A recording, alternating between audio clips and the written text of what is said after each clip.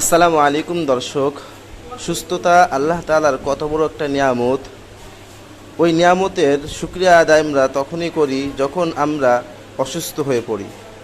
দেখেন দর্শক, আমার সামনে যে ভাইটিকে দেখতে পাচ্ছেন, এই ভাইটি দীর্ঘদিন এভাবে পড়ে রয়েছে।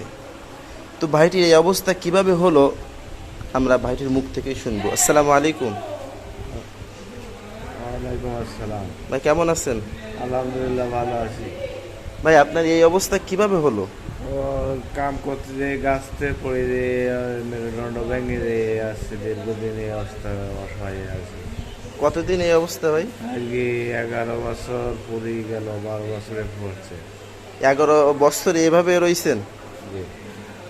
তো ভাইয়ের ছেলে মেয়ে আছে নাকি? দুটো মেয়ে, একটা ছেলে।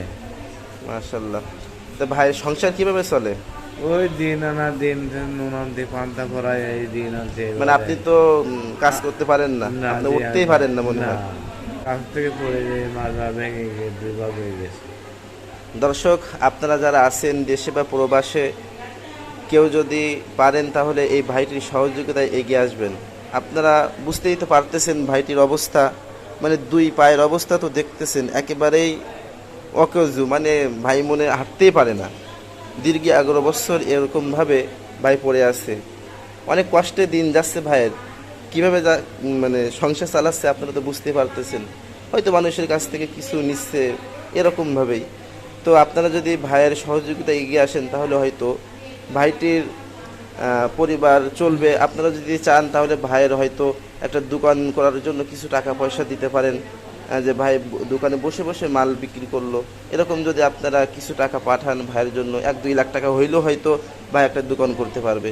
তো এরকম যদি হয় দর্শক, তাহলে অবশ্যই আপনারা ভাইটির সহযোগিতা এগিয়ে আসবেন। ভাইয়ের নগদ বা বিকাশ নাম্বার আছে নাকি? নাম্বার আছে।